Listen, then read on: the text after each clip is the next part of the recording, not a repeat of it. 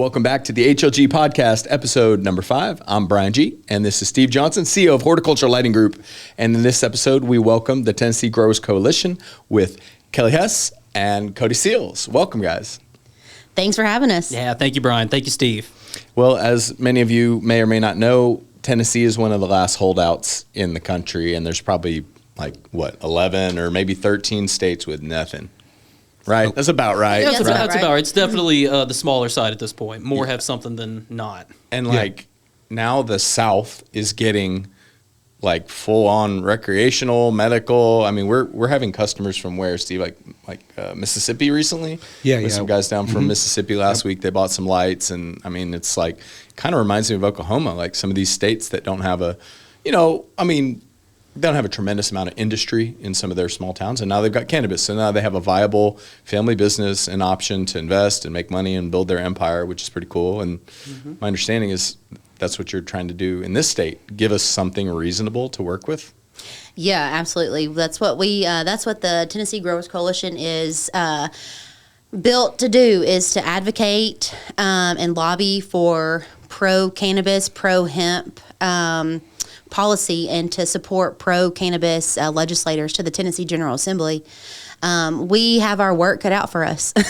Yeah, you can say that. I mean, it's a pretty conservative state. I'm a transplant. I came from Texas, which I don't know. Is it going to be Tennessee or Texas is the last state? Yeah. And at this point, I think it's going to be Tennessee. Oh, for sure. Oh, yeah. Texas at least has a medical. It's light, but it's there. Yeah, Texas does. And if your child has severe epileptic seizures, and you can go through a doctor and then a second doctor to make sure that doctor is legit. And it's a lot of hoops you can go through, but you can get the medicine that you need for those type of situations. But we got nothing. We have hemp. Yeah, hemp and a lot of cannabinoids, just not a refined medical program like people are used to. Yeah. Okay. So you guys are trying to get us something we can work with, a medical bill, potentially state law. Yeah, okay. We're trying. Unfortunately, it's really our holdouts in the Senate, in the Tennessee Senate. The Tennessee State Senate has pretty much put up every roadblock that they could on the path of legalization, and it's unfortunate, and it's sad. Yeah. It sucks, but those leaders aren't going to be there forever. That leadership's not going to be there forever. We could have new leadership next year, so, not all hope is lost. It's a difficult battle. Yeah, it's a very difficult battle. It's just, we're such a conservative state, and sometimes it almost feels like a play. The leaders that are up there they're so staunchly against it. It almost feels like they're acting out a role where they have to be against it because it seems so illogical just how opposed they are. Yeah, and I'm not making any kind of assertion here, but what age group are these holdouts, as you say? Older. Silver-haired gentlemen? Yes. Yeah. Okay. Yeah, and and we are in the Bible Belt, right? Sure. So, the campaign, what was it, Reefer Madness, things like that, it really did its job back then, and this is some of the holdouts, and they literally find a real moral objection to it, although, They'll go to the doctor and they'll get something like benzoids, for instance, right? And they'll personally go and get a doctor will say, "What's okay for you to take these?" It rewires your brain permanently. This stuff is not good for you at all. But then this natural plant that really has no real permanent effects whatsoever, they've just been, well, it's what my daddy and his daddy thought, so that's what I think. And they're just not objective. If they ever did their own research and actually looked at it with an open mind, they could not come to the conclusions that they've come to. But these aren't scientists, and you realize that a lot, when you watch YouTube and you watch these depositions and stuff. Even on the federal level, the state level, these legislators, they're not scientists. They just don't understand. So it's like a moral, I think part of it's moral, part of it's maybe along party lines potentially. That's just the party line. And part of it's just a lack of understanding. And then a lot of it is like probably one of the most brilliant marketers of all time is Nancy Reagan. You know, it's like Just say no. Like who is it? Anslinger, Henry Anslinger from the 20s with the Reefer Madness and all that stuff. And then you got Nancy Reagan. What a brilliant marketing campaign, because here we are all these decades later, and it's still like marijuana is a gateway drug. And I remember, I don't know if you remember, we like about a year ago, I went on a lobbying mission to the capital, to Nashville with you. And gateway drug, gateway drug, gateway drug. I kept hearing that. So, I mean, how do you, like, so you're lobbyists. So how do you overcome these challenges where you've got these ostriches with their head in the sand? They just don't want to hear it. Yeah. It's hard. So as lobbyists, when we have a particular bill, all of our hemp and cannabis bills go through particular committees, right? So we can only focus on so many legislators at a time.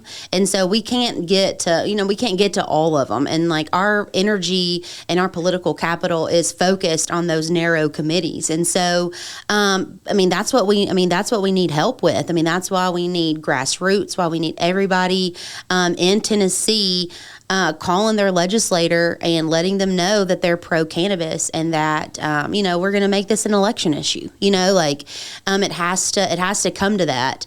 The legislators have to be more scared of not doing it, of not passing it. That's okay, Kelly. That's a brilliant point. Okay, so obviously you're not going to be able to talk these people into it just based on science or bullet points or whatever. Oh, no.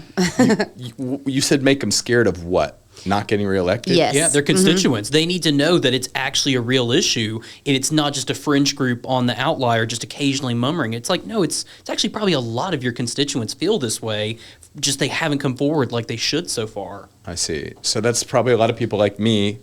And I mean, it's sad to say, but I'm like, oh, yeah, go cannabis, but I haven't lifted a finger. I haven't done jack shit. I mean, I did go with you to lobby, so I feel like but I'm not penning letters. And I feel like there's a lot of maybe keyboard warriors out there like myself that talk the talk, but we're not doing our part potentially, right? Like, so what would that look like? I'd just figure out who my representative is and just write them a letter that says, hey, Bubba, I voted for you this time, but you're not getting my vote next time. Mm-hmm. This guy is, because he's pro-medical cannabis. Yeah. Mm-hmm. And you don't have to be so direct about it. I mean, can't call him Bubba. I mean, you could, or whatever. But I'm sure that's a nickname they're used to. But you just reach out to them. Just figure out who they are. Yeah. In Knoxville, I mean, there's a lot of senators and a lot of representatives in the Knoxville area, and just you can go to capital.tn.gov and find your legislator, and you have a House member and a Senate member, and just reach out to them and just let them know that you're pro-cannabis.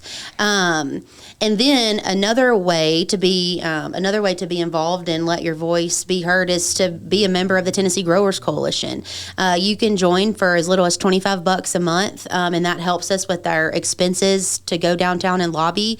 But that also keeps you in the know of what cannabis bills are doing what, and call to actions, what bills are coming up before committee, and where you need to direct your voice and your calls and your emails. That's huge, and that definitely that's a small commitment to most people, but it helps us tremendously. And I'd have to drop some OnlyFans memberships probably to come up with that 25. Yeah. But I think I could swing it. I could probably swing it. But yeah, just let them know. Just let them know that you're pro-cannabis, and then especially during the elections, when they're up for re-election, and go to those town halls, and when those candidates are knocking on your door, ask them about it. There's so many issues that we're faced with on a day-to-day basis: education, immigration, taxes, healthcare. I mean, there's a lot that we have to deal with. But until voters and constituents make this a number one issue, or at least top 3 issue, and make those legislators know that if you don't support this, I'm not going to support you. Yeah. And so that's the message, and that's what we have to do better at. Yeah, that makes sense. Otherwise, we'd have to rely on them just naturally dying of natural causes, right? Mm-hmm. To get newer blood in there, or maybe mean, It's God probably forbid. a combination. Yeah, there's good health care, so Some they're kind not of going sexual anywhere. scandal, maybe. Sexual scandal could get him out, right? But if they're going to church and doing the Bible beating thing, maybe that won't happen. I don't know. You never know. Well, Sorry, that was no. I mean, I'm just saying. Well, Was that the Chad? Please edit that part out. No, that's more the. I've been to churches and maybe I've seen some things in church that maybe even worse than I've seen in a bar. You never know. You know what I'm saying? Okay, fair enough. So if let's just say, I was like a Bitcoin millionaire or something like that, and this was, I've dedicated most of my life to cannabis, like probably since I was 19 years old, in one way or another, whether it was doing the grow lights, just like you, Steve, or growing the plant, or honestly, I feel like a saint. I'm a modern day Mother Teresa.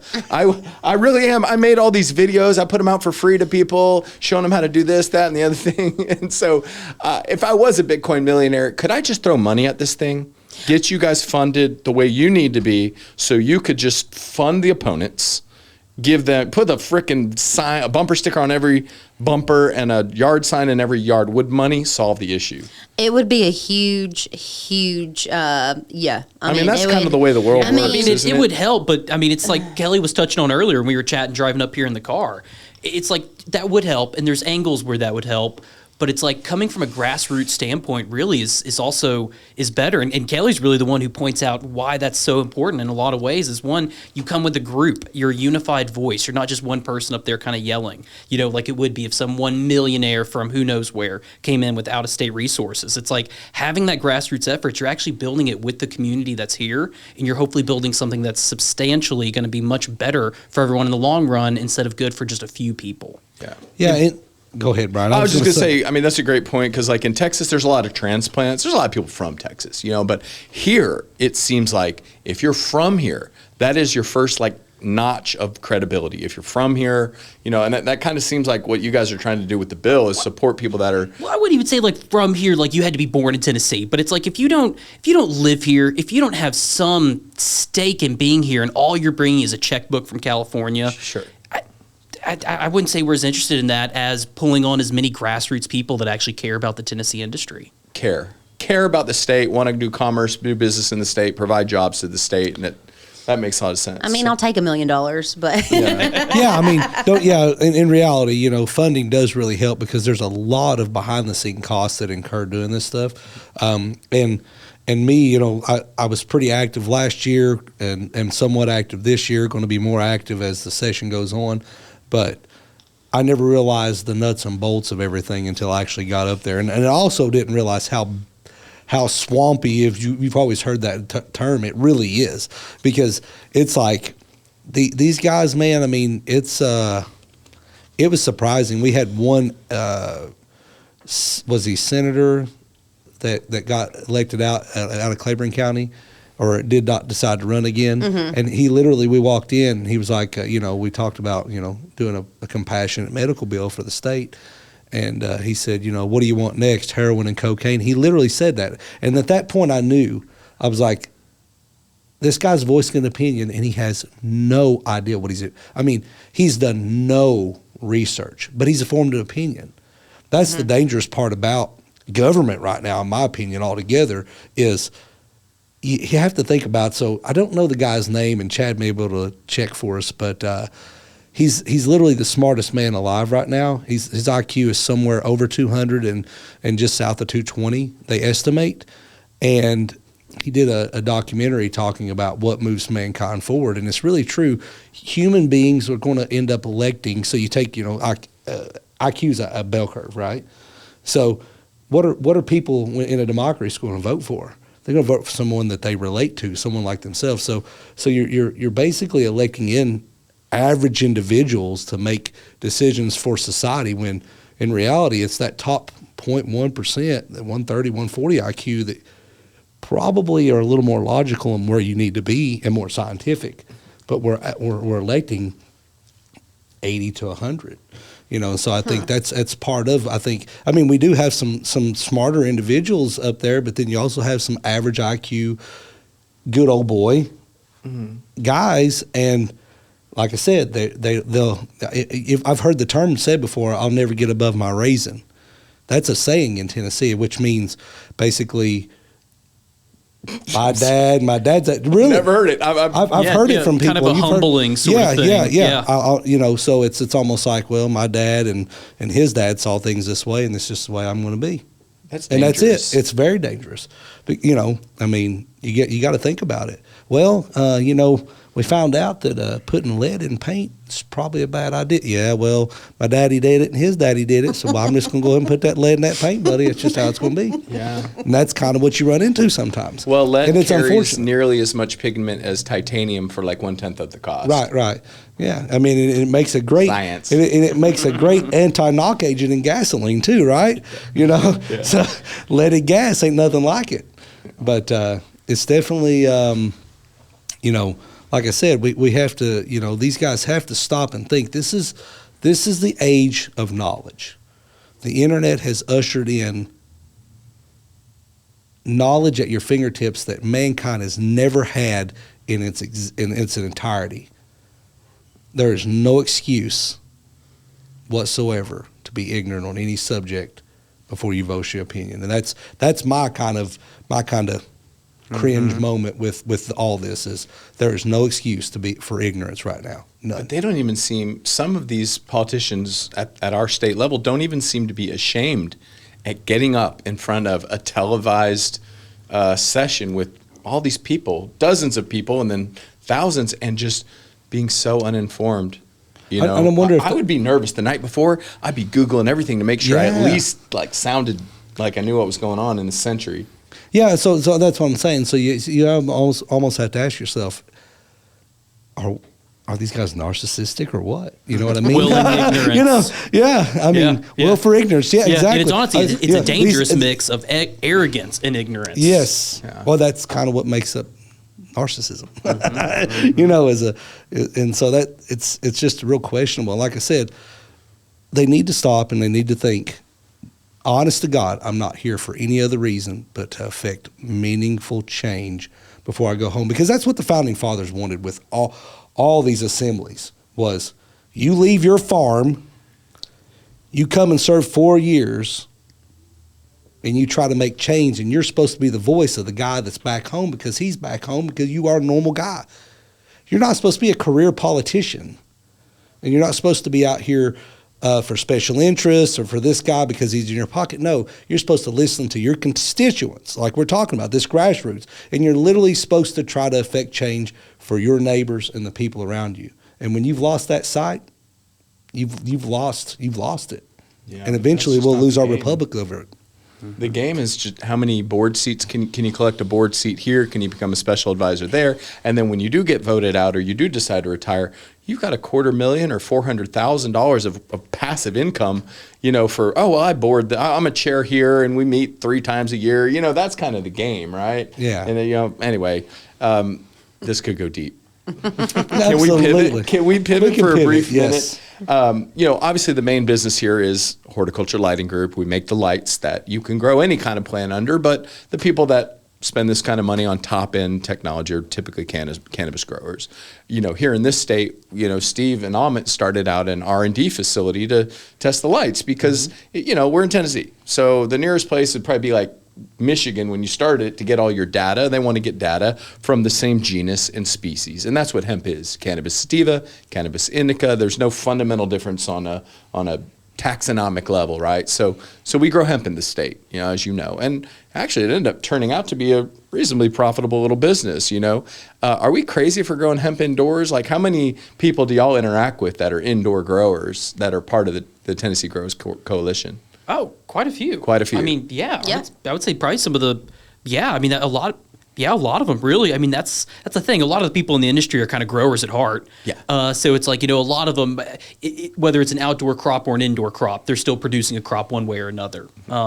Even if they're on the retail side selling, used good products, finished products, they still at some point likely did maybe grow it. I mean, hemp's a very viable crop to grow. It's a wonderful plant. Not everybody wants to get high. Everybody wants to be well. Yeah, that's a good point. Yeah, that's a tagline for a T-shirt or Absolutely. some slogan. Yeah, and I mean, and in reality, for people like me that are just on that borderline of should we put him in a straitjacket or let him be free, I can smoke hemp, and I can smoke hemp, and it kind of it does a lot for me. I mean, as far as just it gives me the calming effect that I'm looking for.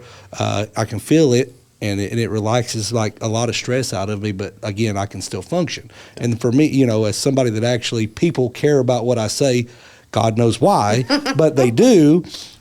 So I have to kind of be sharp and on point. So I can't smoke cannabis all day long and go out and do my business. So the daytime stuff has to be CBD if I'm consuming. It can't have that effect. You know what I mean? And I respect that. And I also respect, like Wolverine Grown, who we had in here for episode 2. We've been working out at the gym with him every morning for like an hour. And when he runs out of weed, he's a different guy. So he's the opposite. He needs it just to get him regulated. That might regulate you down, but that regulates him up. So his brain chemistry is just different. So I respect that's what I'm saying. Yeah. Mm-hmm. Oh, absolutely. Yeah. I mean, so I'd worked with a brick mason. I won't mention his name, but he was my brick mason, and he come to work for me a little while in 2008 when things kind of took a downturn. But I tell you what, man, he'd smoke, mix all of his own mortar, everything. My house had 47,000 brick on it, 2 semi-loads at the time. He laid every single one of those bricks by himself. I mean, go out and the most beautiful, artistic, best brick mason in this whole city to this day, and brick by brick, and would sit there and smoke a joint and work from 7 a.m. until it goes dark every single day and never slowed down. Wow. And it's like, and the guy was super intelligent, man. Yeah. You could sit and have a great conversation with him, and you'd never know he'd smoked weed. Heck, well, I mean, at all. I always felt like it improved my vision.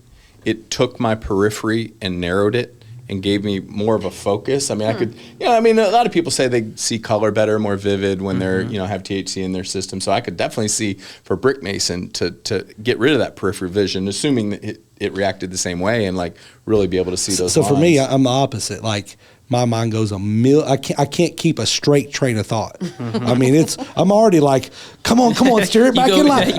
I'm ditch to ditch right now. You know what I'm saying? Man to an ideas guy. That's what I'm saying. I'm ditch to ditch. If I go ahead and if I get that one little barrier broke, I'm off. I'll start over here and be like, oh, we're talking about LED. I say, well, then we go.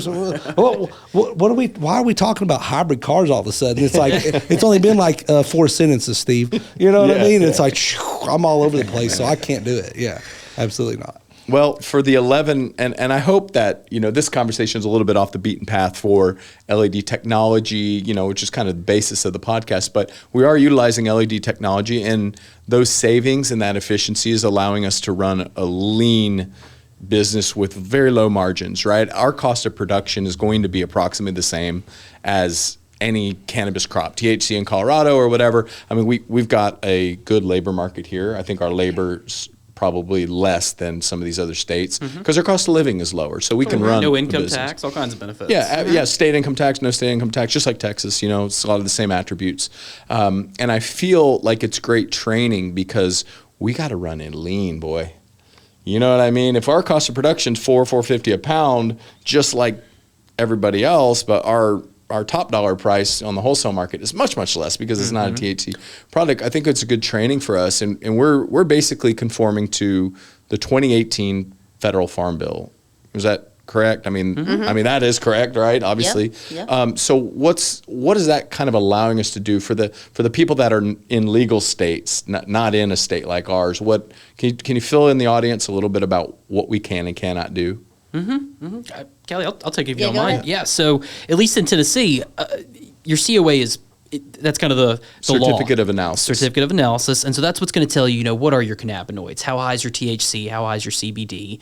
And what's nice about Tennessee is that we're really held to that 30 days. So it's like as long as TDA comes out and they test your crop, and within that 30-day period, you don't have to harvest until 30 days after you get that test. And so what's nice about that is it allows you to kind of take your crop just a little higher than what it was at that 30-day mark. It allows us to kind of grow varieties that are a little higher in THCA, and other states are a little more stringent. Their type of testing is different. Their 30-day window is less. Some people have 2 weeks. And others also, you have to test it a lot more before it hits the retail shelves, which is a lot different because they have a totally different industry. Like if I'm out in Colorado, you can't have somebody with a high THCA variety competing with me on the shelf when I have a legal dispensary. It's bad for my business. I paid a lot of money to be able to call my product marijuana. Right. And so that's the big difference there is we don't really have that. So we're kind of self-regulating in a sense. It's like a lot of the testing that you see now on things like mold or contaminants, that's the industry being a good steward of itself. Really, Tennessee does not really require that. I mean, unless I'm mistaken, Kelly. No, you're right. Yeah. And that's a part of what we're doing this year at the legislature is putting those regulations in place or making sure those regulations are common sense and not too burdensome where it would hurt the growers. That's kind of a fine line. Right? It is. It is. You don't want too much testing, but you responsible. want a good amount. You don't want to basically be padding the lab's pockets is essentially Right. what you don't want to be doing. But you also don't want people getting sick off your product. Totally not. Especially Right. their lung cancer Right. patients, et cetera. So if I'm understanding you correctly, we are conforming to the federal 2018 Farm Bill, but our interpretation or our state law is such that the Department of Agriculture for state level comes into the grow 30 days before you're going to harvest it. Right. So maybe that's, on a lot of these crops, they're 8-week crops. Some are 7-week crops. So you're having them come in the second or third week of flower. You got some pistils, little puffy cotton balls. They cut a few of them off. And as long as they're under 0.3% total THC or 0.3% Delta 9. I think So it's it's 3.3%. It's 0.3 Delta 9, but then they are counting THCA. It's total now. But they multiply the THCA by 0.87. Yes. Yeah. 0.87, so you get a 13% reprieve on it because it would decarboxylate down to Delta 9. Yeah, what but is at a lower rate. THCA? So that's the precursor to Delta 9. That's what the plant actually makes. So, like, the plant doesn't actually make Delta 9. Like, what the plant makes doesn't actually get you high. You've got to take that lighter to it. You've got to take oxygen, heat, light, something to decarboxylate is what they call it, to where you drop that acid, and now it can pass that blood-brain barrier and actually do what we consider kind of that head change. Okay, interesting. And so prior to 2022, towards the tail end of 2021, there was no legislation against THCA. Is that correct in this state? Right. So we were able to grow THCA, and that's a more valuable product because, to be quite frank, it does offer a little more of a head change and a little more of a body change and stuff. So it's more valuable, right? But then they put the hammer down. So Well, it was a federal issue. Okay. It was the federal government finally. They waited as long as they could to enforce the total THC, and that really came down from the USDA. Okay. And so the Department of Ag had to.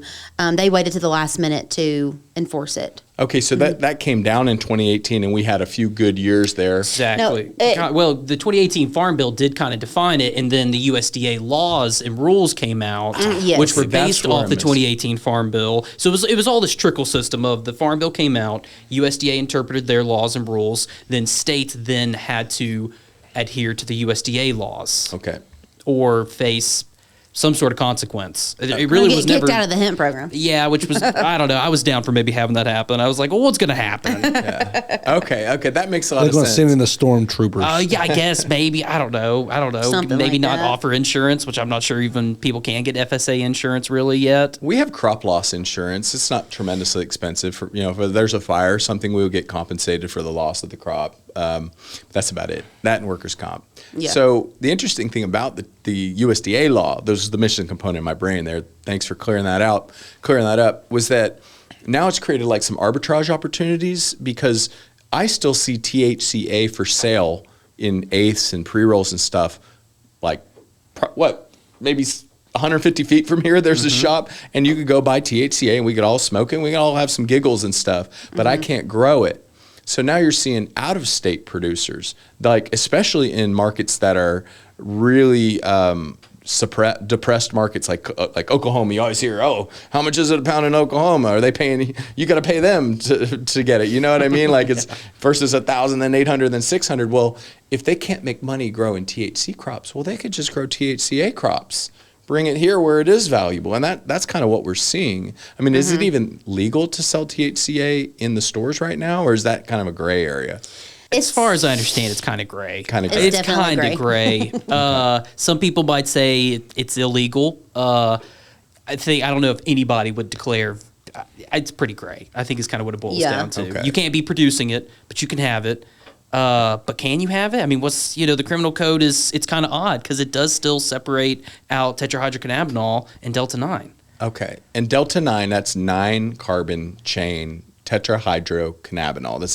What does the 9 refer to? The carb. It refers to the chain. It's kind of how 8 is a little different. You've removed one of those. So you remove one carbon off that chain through some synthesis, some artificial synthesis in the lab, and now you have Delta-8, right? So what is Delta-8? I mean, I guess that is Delta-8, right? That's what it is, yeah. Okay, but it's a laboratory synthesized product. Is that correct? Or some kind of extraction-based product? It didn't grow in the plant. It is not found in the plant. Okay. But on any measurable levels. It's synthesized if I understand correctly, I think it's a pH change is what they're doing. Essentially some pH change. They're running it through some certain media, and they're essentially removing that carbon. And some people argue that it's not necessarily synthesized because you're actually just deconstructing. You're not necessarily reconstructing. Oh, that makes sense. It kind of does, but sometimes when I hear that, I'm like, well, are you just kind of fishing for answers here? But I'm not trying to hate by saying it's artificial or anything. It's just, it doesn't occur naturally. It doesn't. Okay. No, not in the numbers that they're claiming. When you're finding like a 98% Delta-8 distillate, no, that was never extracted from a plant. Okay, but it still interacts with the endocannabinoid system in the brain in some way, right? Yeah, very, very similar to Delta-9. Different, but similar. Okay. And you can buy that legally in a gas station and stuff like that for now. So what's going on with that? Is that on your agenda to try to regulate that? Is that a good thing for medical cannabis moving forward by getting some stricter regulations on that? Because it seems like the Wild West out there with Delta-10, Delta-8. I think HHC is another one. Steve, what are some of the other alternate? THCO, acetate. Delta-10, Delta-8, Delta-10. Yeah. All of which, let's be frank. I've even heard of the 11 now. Oh, yeah. They're all over the place. Delta-47. Got to take it to 11, bro. Oh, it's kin to AK-47. Okay. Oh, maybe that's where it comes from. So what do you guys think about that stuff? Just candidly, is it good for the industry or bad, or what do you think? Well, I mean, all of those cannabinoids are federally legal under the Farm Bill. So I mean, they're federally legal cannabinoids. So they're not scheduled. So I mean, we're supportive of keeping those on the open market, but regulated. We don't have any end product regulation to help protect consumer confidence and safety. We actually there is a bill in the Tennessee General Assembly currently right now that its intent is to regulate these products. This is not our bill. This is not the Tennessee Growers Coalition bill, but it is a bill that we are working on to get amended. There are things in that bill that don't really help consumer safety. There's a lot of regulation in there. There's a lot of testing in there that doesn't really make a lot of sense if you're looking at it from the consumer safety side.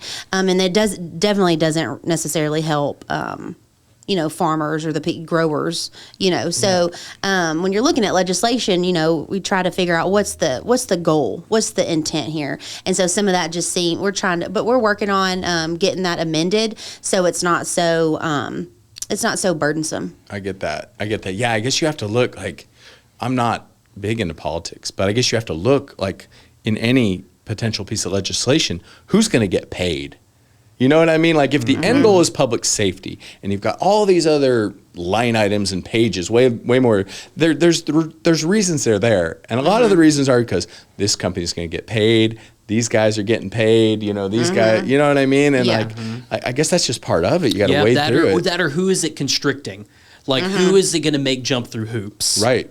Right. You It's Yeah. like everyone talks about like Pfizer or William, who's the big cigarette? William Morris, Philip Morris. Philip Morris, yeah. Philip Morris, right? Well, yeah, they didn't want cannabis for decades until they bought up a bunch of farmland and acres, and now they're all positioned perfectly federally with all their acquisitions they made. Now they've kind of like released the foot off the brake in terms of opposing it, right? And you see a lot of progress happen because they put their foot off the brake. You know, it's just, I don't know. Yeah. I mean, that's, again, it goes back to the very anti-government minded me, that the country was founded on equal opportunity, right? And when you start writing these laws this way, and these big corporations start having a lot of influence, Like Florida.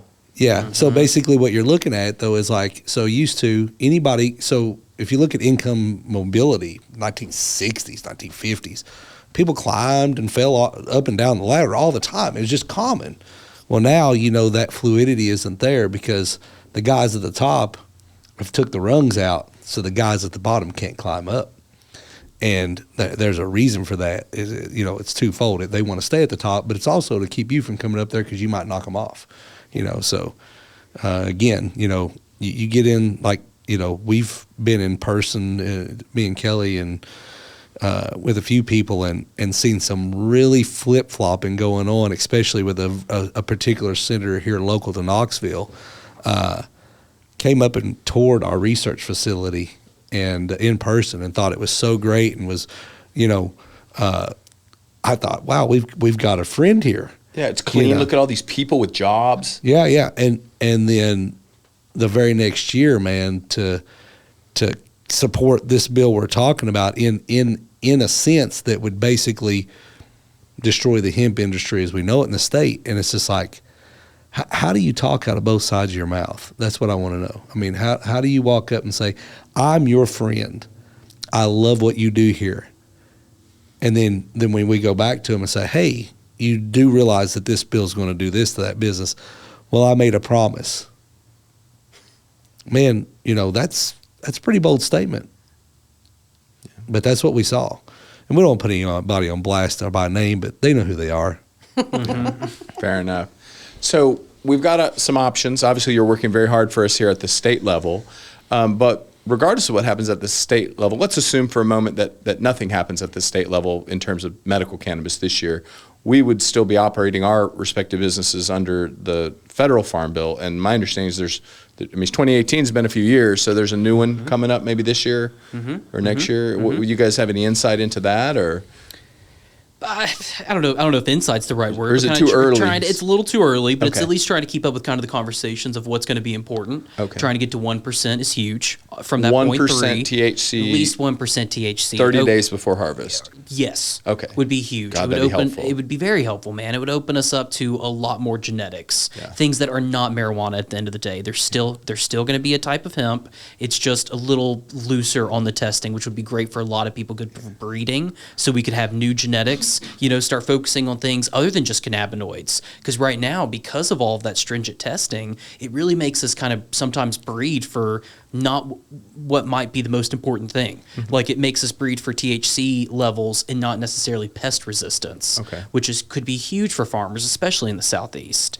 Another big thing for the Farm Bill is looking at trying to kind of separate out some of more of the industrial uses with more of the kind of consumer uses, if that makes sense. So like cannabinoids versus grain and fiber, to where if I'm doing grain and fiber, I'm not really held to all the stringent testing and fees and various things, because what I'm growing just doesn't really honestly make a ton of money. Yeah. And so it's just trying to, I think, refine the industry is really kind of the goal of the 2023 Farm Bill. You know what annoys me, and not about you, but it just, the word marijuana really annoys me, because it's like, I'm no, I'm not an activist or whatever, but like, it's a made up word, right? To like vilify people of Latin descent coming up from Mexico and stuff in the turn of the century, turn of 1900. So it's marijuana, you know, it's like, it's not even, it's a word in Spanish, but it's not really a word in our language. And it's chosen to like make it seem like, oh, it's a south of the border problem. They're bringing in these evil drugs. It's like, use the scientific nomenclature, cannabis sativa, cannabis indica, you know, or cannabis ruderalis for that reason. And it's like to be like, oh, well, this isn't marijuana. Well, marijuana isn't marijuana. And if you're going to use that definition, it absolutely is marijuana. If you're going to use that word as a synonym or whatever, cannabis sativa is marijuana, cannabis indica is marijuana, regardless of if it has CBD content, THC content, or whatever the case may be. And like, I don't know, it just annoys me in this stage. Like, is that marijuana? And like, well, technically, yeah, everything's marijuana, but you shouldn't even use that word anymore, is my opinion. I don't know. Do you? I call it cannabis. It might be an overly adult-use cannabis is usually what you go for. Yeah, exactly. Yeah, and I mean, it's like, you know, I saw it, you know, it was, I can't remember what local news channel it was, but they were talking about medical marijuana was coming up, and they had this little picture in the corner, and I swear to God, it was a candle and a fucking spoon. And it's like,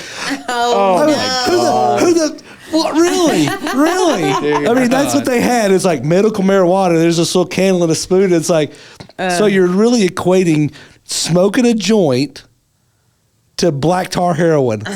I mean, it's like, are you kidding me? You know what I'm saying? Like but every it's like bus that you see, and I would love, if I was retired, I'd go onto YouTube and I'd make a montage of every bus that you see, and they interview the officers, and like, this was the biggest, most sophisticated equipment that we've ever seen, right? Yeah. And it's literally like a guy with one of those clip-on Home Depot lamps in a basement with 6 foot. Oh, very sophisticated. Like, make a little montage of that. It's just crazy. Sophisticated, and the guy stole a street light outside. Yeah. It's still got the plastic thing on it, you know, the diffuser. You know, and it's like no matter when they have all the product, they're like, the streets are safe. We got 100 gummies. Yeah. Don't you worry, Knoxville. Yeah. So is there anything that you all can do, or do you ever, how can we inform the federal farm bill, like as just citizens, you know, is there any way that we can help inform that bill or let them know like what we want done, or is that just kind of out of our hands? Is it too high level? So I know Rand Paul was he was a pretty big proponent of it. So I'd wonder if you couldn't reach out to his office, even though, you know, because he's Kentucky, but he was one that was pushing for the 1% total. And so I think it's the guys that are advocating for it. You should reach out to them, but also I think it is that you maybe even reach out to some of these, you know, and let's face reality, it's Republicans, right, that are the opposition to this. So you reach out to, you know, Republicans that are pretty staunchly against it. You know, I'm pretty sure Mitt Romney is not a big cannabis fan. You know what I'm saying? If I was a betting man. Now, I mean, if you want to have 3 wives, that's a different story, you know, but let's not smoke a J, you know what I mean? That's crossing the effing line here. Oh, did I say effing? That's crossing the proverbial line here, you know.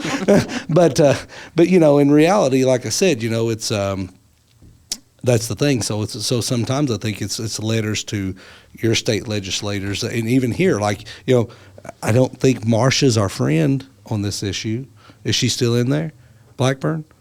Is she out now? But she was in there, and she wasn't very friendly to cannabis at a federal level. So even on the farm bill, she'd probably be like, you know, let's keep this fiber only, right? Absolutely. As much, you know. So I'm not as familiar with Congress as I am the state legislature. There are groups out there that are pushing for the exception, the fiber and grain exemption. There are groups that are out there doing that in the 1%. But here in Tennessee, now a lot of our congressmen are on the ag committee. And so it would probably just be beneficial to reach out to your congressman and just let them know that you support that. And I'm sure it has like their committees listed on the website, similar to the state legislature. But I would just see who your congressperson is. There's 9 in Tennessee. We're in Knoxville. I don't know what congressional district we're in, like 2, but yeah, I mean, just reach out to them and just let them know that that's what you support. Okay. because, man, it would just be 0.3 is, we can run a business that way. I mean, there's a lot of strains and stuff. We're basically growing terpenes is what we're doing, Right. you know. Doesn't get you high. I do like to smoke it, you know, especially like after workouts and stuff. My neck, shoulders get really tense after workout. I definitely feel that relaxation from it. I definitely think it's medicine. I definitely enjoy the CBD with, you know, I guess when it's finished, it's around 1.25% or something like that. But man, if we could get 1% 30 days before harvest, that means we could probably finish in the, you know, 3% or more. And then I do get like a white wine spritzer version of weed, you know, which I could, you know what I mean, which is just a little something like wine cooler effect. The wine cooler effect. And I think that would be great for a lot of people. I think it'd be great for the soccer moms and the stay-at-home dads and all the people that they could just run out to the gas station, get a little, you know, THCA joint or a 3% joint, and it would be like a Chardonnay or a white wine spritzer or something. That's it. Yeah, that's the thing. I think that I've noticed that there are a lot of, you know, like you're talking about, soccer moms, things like that, that they don't want to necessarily get plumb blitzed. You know, they don't want this, you know, tore down feeling, you know, but they do like that kind of, that mild. Yes. Like you said, the like mildness. alcohol. Yeah, yeah. Alcohol, you know, to get immediately, it's very hard to get immediately drunk. You know what I mean? You'd have to literally probably just slam some Jack Daniels or some whiskey, and then you got to probably wait. I mean, you got to wait for your body to metabolize that and your kidneys, liver, everything like that. But with weed, you can smoke it in like 5 minutes later. You're gong 30 show. seconds. 30 seconds, you're That's gong why, show. Yeah. And so I think that's a challenge for, and I like that. I When like I'm the about to rush, too. watch John. Unless you're eating it, and then it takes a little while. That's true. Yeah, see, that's why I true. don't like edibles. You know, I like the Yeah. rush a little bit, but I think it's kind of like you're touching on with the soccer moms, not to specifically name one group, but just people who are Minivan drivers. Yeah, or just people who aren't necessarily used to cannabis. Crossovers. One, smoking it is a rush, so it's probably not for them. It's why edibles in all these legal states are exploding, Yeah. and distillate, because it either goes into a pen, which is very controllable, or it goes into edibles. I think they like that. It's like a metered dose, you know? Plus, they've heard all their lives smoking is bad for you. Yeah. So it's like, you know, cannabis or not, an edible's probably going to be the thing that wins them I know a over. few people that will not smoke, this won't do it. Yeah. And it's just like, my God, it's like one time. You're not going to die. No. I'll eat it. But for me, like, you know, I don't like the edibles because it's, I mean, even...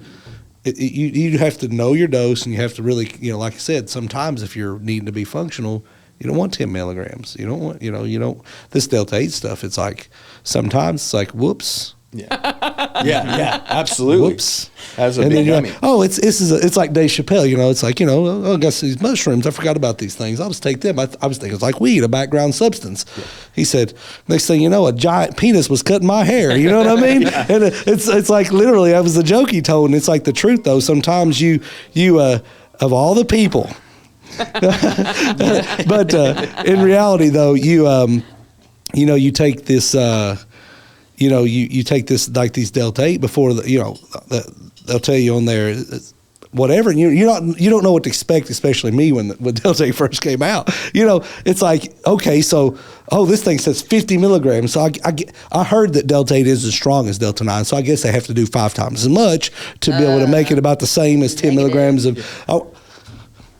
They don't Oh my get you. God, I can't go to sleep. You know what I mean? Damn you, you know? I remember we had all those Delta-8. There at one point at HLG, there were just tons of Delta-8 vape carts just hanging around. There's like $20-some-odd carts. So I'm like, oh, give me the key lime, Steve, and whatever. And I went home and I just chiefed on it hard, and it was like I almost got hungover the next day. Yeah, I didn't like the feeling as much. No, I'm sure there's a lot of people watching this that are like, oh, 3%, that's not going to do anything to me. I smoke every day or whatever. I mean, I think that probably the people that are watching cannabis-related content or even grow-related content are this pretty small minority in society. Right. And I think that it's important, you know, for just normalization, just to make weed as normal as alcohol, that we need these different levels of products. Like I said, the white wine spritzer I love version. the so Absolutely. for me, you know, especially, you know, if I'm producing it myself and I can afford to really, you know, go through some material. I love the terpenes and things like that. So I don't have asthma, but smoking a joint, unless it's really, really smooth, it closes my throat like really harsh does bad. But So what I do is I use a dryer vaporizer, like a Firefly 2 or something like that. Yeah. And the taste it's almost as much the experience for me as the actual whatever effect it has. It's like, oh my God, Your this nose tastes knows. so good. And then I want to just rip it a few times till the taste is gone, and there's lots more rips on there, but it's like, I want some fresh taste. Well, that 0.3, that 3%, whatever. So what if it takes 2 or 3 bowls? You can really tailor your experience, if you will, versus, if it's just you go in, you do a 95% dab. Oh yeah, It's like, well, that was that. Yeah, I mean, it's kind of like alcohol and how alcoholic it is. It's like back in the day, there was this huge push for people to have their IPAs as alcoholic as possible, double, triple, quadruple IPA. They wanted them 15%. All of a sudden, you drink like one IPA, you're rocking a major buzz. You're like, whoa, that came kind of out of nowhere. And then there was this thing where people started going back to session beers, these like 4% or 5%ers. And I think the 3% is going to be very similar to that, where it's like if I'm sitting around with a group of people, it's like if I burn a hog leg, I might not know what to say when it comes back around to me. I'm just going to be dead on the podcast. But if we're smoking like a 3%er, I can, like Steve is saying, I can sit there, I can talk about the flower. It's a social. I can taste it, but I can actually try more than one flower because I'm not just ripped. Yeah, that's a good point. And the social thing's a good point too. Like, and I've never been to Amsterdam, but I always remember as like a kid, teenager, and even into my 20s, like, oh man, Amsterdam would be so cool because you get to go in the coffee shops and stuff like that. And I've never been, so I'm talking out of my ass here, but like, I can imagine going into a coffee shop and not being that social, just being like blazed, just, hanging out there. But with the 3%er, you could kind of modulate that social experience. And as these different, more diverse businesses would potentially come online in certain states where you do have a coffee shop where you can, smoke or whatever, you'd have those available things for that social experience. Yeah, and if I'm going out, if I'm going out to, say, a bar or something, right? I don't want to be shit-faced by 9. I want to be shit-faced at midnight. You know what I'm saying? It's like, okay, I'm getting there. Not going to, okay, now I'm done. Uber. There you go. That's what I'm saying. I don't want to get trashed all at once. I want it to come on nice and even. And finally, you're at the middle of the night, okay, you don't quite have to carry me home, but let's go. Yeah, and then I guess the beneficial part about cannabis in general is, like, since CBD has a bit of an antagonistic effect to the psychoactive effect of THC, at midnight, they're passing around CBD joints. Like, okay, let's level this back down. You know what I mean? Yeah. So you kind of have that option. I've actually done too. that before. I had some really high concentration of CBD vape pens. Yeah. And get kind of lit. And yeah, it will bring you down some. Oh, yeah. To hit some CBD, it'll bring you down a notch or two to where you're like, okay, I'm good now. At my first cannabis cup, I was like, okay, I'm a lightweight. I'm not going to be able to hang with like Vader OG and Ninja and all these other people from Ocean Grown Seed. I went with the seed company they brought me, and these guys are everyday smoke, fire. And so I immediately went and got a CBD pen, and it was like 1 for 1. It's like having a whiskey and then a water, whiskey and a water, and it did. It kept me to where I could function and stand, and Pedro's grow room was there too. Shout out if he ever sees this. So, well, guys, that was a great conversation. I mean, it was definitely tailored towards Tennessee as a state, and there's probably some viewers from Tennessee. There's probably some viewers from the other, from Texas and other places that are probably, dealing with lobbyists such as yourselves and organizations that are trying to make something happen. I really commend the fact that you guys day in, day out, full time, are trying to make something happen, and what you're having to deal with. And just in this is your full time job. I went one time to Capitol Hill, and I was like, dude, this is like talking to freaking ostriches with their head in the sand and brick walls at the same time. It's definitely swimming upstream. So you guys need more members. Yeah. More donations because you're a pretty limited staff, but you are full time. Mm-hmm.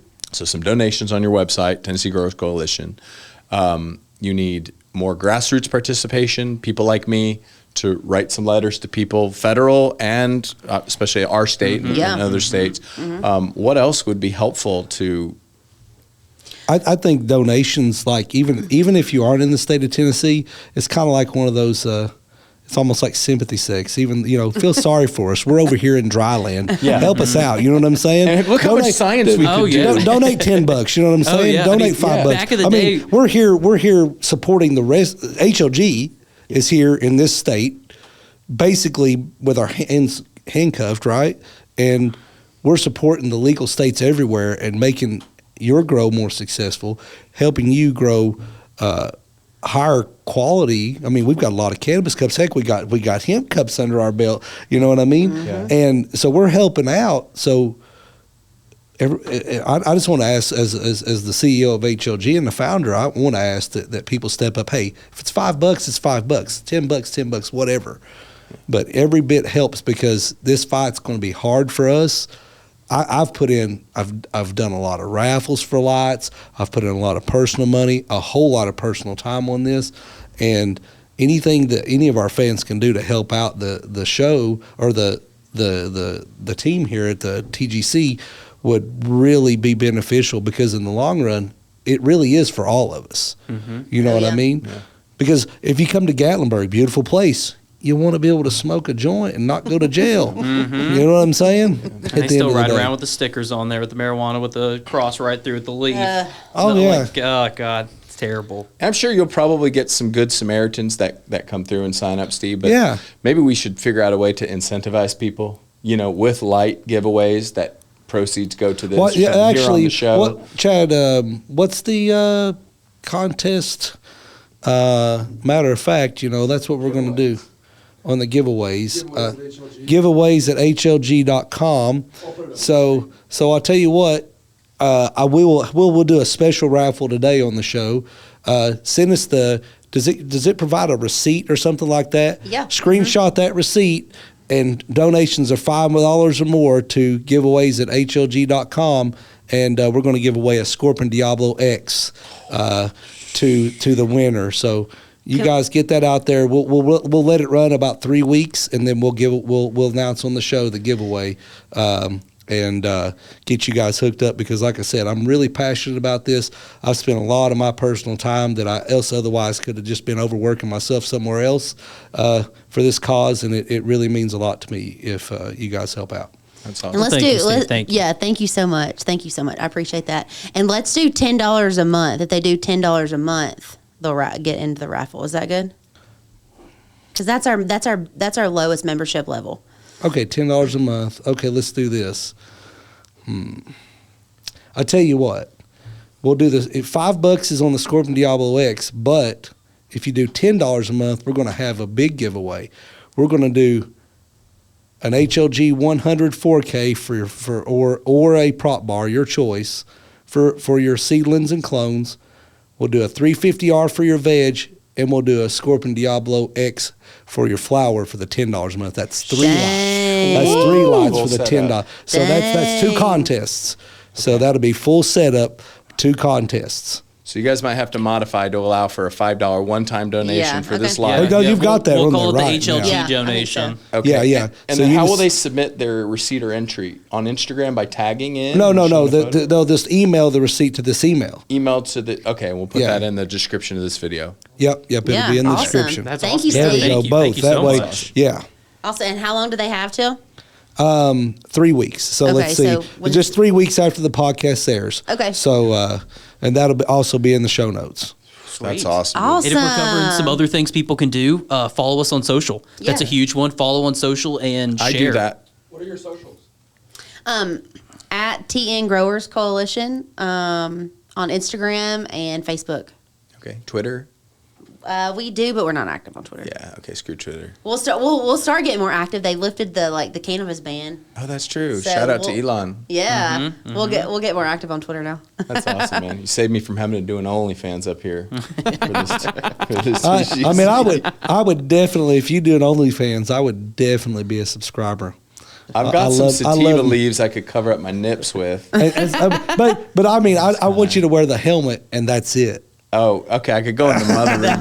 Like those old, you remember those old High Times covers where it'd just be like a girl covered leaves? I could do that with me. There you go. My belly. We can replace Willie. That's $25 a month, bro. Yeah, right. Yeah. All We'll day. make it a sexy calendar. There you go. Yes, sir.